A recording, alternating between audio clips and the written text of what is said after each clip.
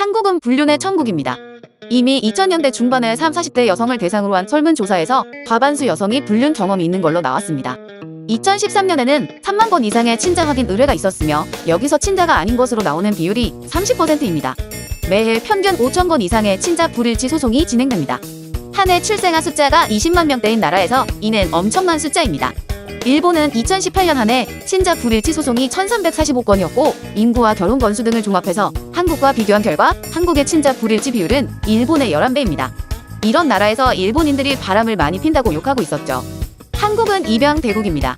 전 세계 해외 입양아 중 한국이 차지하는 비중은 40%이며 한국 출신의 입양아 숫자는 20만 명입니다.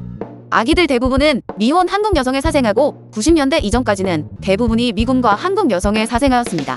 이승만 정권부터 박정희 시대를 거쳐오며 혼혈정서라는 명목 아래 대대적으로 해외로 입양을 보냈습니다. 이것이 한국이 혼혈아 대국임에도 혼혈 아이들을 거의 찾을 수 없는 이유입니다. 한국은 성매매 대국입니다. 과거 586세대 유흥문화 등으로 국내의 유흥업소가 33만 개나 성업했으며 2008년도 경찰 추산 성매매 여성 숫자는 150만 명입니다. 성매매 특별법 시행과 함께 많은 성매매 종사자들이 해외로 원정을 떠났습니다. 2011년 해외 원정 성매매 여성 숫자는 12만 명 정도 되는 우리 여성이 원정 성매매에 나섰다고 12만 명이었습니다. 업소 종사자 외에도 대학생, 모델, 주부 등이 성을 팔다가 단속에 걸렸습니다. 일본에서는 5만 명이 넘는 한국 여성이 유흥업과 성매매에 종사했으며 이로 인해 2014년에는 26세 이상 한국 여성의 워킹홀리데이 비자 발급이 중단되었습니다. 호주에서는 호주 내 외국인 성매매 중 한국 여성이 1위를 한 적도 있었으며 한국 외교대사가 한국 여성의 성매매 문제로 호주에 불려 다녔습니다. 미국에서는 마약은 중남미, 성매매는 한국이 본산이라는 얘기까지 나돌았습니다. 미국과 캐나다의 출입국 심사에서 한국 여자 연예인이 원정료로 오인을 사서 세컨더리에 끌려가는 등 나라 망신이 따로 없는 일들이 비일비재했습니다. 세계 각지에서 성매매를 하다가 붙잡힌 한국 여성들의 뉴스는 지금도 어렵지 않게 찾아볼 수 있습니다. 유흥업소 외에도 SNS에서 성을 사고 파는 일들이 흔하게 벌어지고 있으며 한국 성매매 여성 숫자는 현재 베네수엘라에 이어서 세계 2위이며 일본의 10배입니다. 한국 여성들의 성병 통계는 충격적입니다. 한국 여성의 성병은 남자 대비 3배, 10대들의 성병은 남자 대비 4배입니다. 성병에 걸린 사람의 80%를 여성이 차지하고 있습니다. 일본과 미국 등에서는 성병에 걸린 남성이 여성보다 2배 이상 많거나 비슷한 반면에 유독 한국에서는 여성이 남성 성병의 서너 배를 기록하고 있습니다.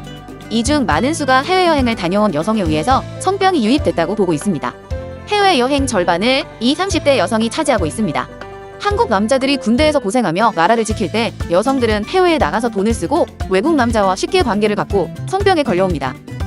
한국 여성들이 성 관련 설문조사에서 제대로 대답하지 않는 이유는 한국 여성들의 이익을 지키기 위해서입니다. 한국 남성과 비교해서 도덕적 오의를 점하고 사회적으로 원하는 것을 얻어내기 위해 여성들은 단합해서 거짓말했습니다.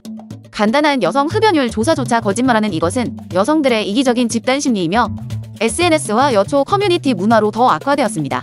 또 한국 여성들의 이중성은 몇 년 전 페미니즘이 유행할 때 대다수가 찬성하거나 암묵적 동의를 했었지만 지금은 페미니즘 사상과 정반대인 유교걸이 유행하는 것만 봐도 알 수 있습니다. 겉으로는 유교적인 척하지만 세계 어느 나라보다 문란하고 성에 대해 좋아하는 나라가 현재의 한국입니다. 한국 여성들의 문란한 성생활과 잦은 낙태, 노산으로 한국에서 태어나는 선천성 기형아 비율은 20%를 넘겼습니다. 이는 후쿠시마 선천성 기형아 비율의 8배가 넘습니다.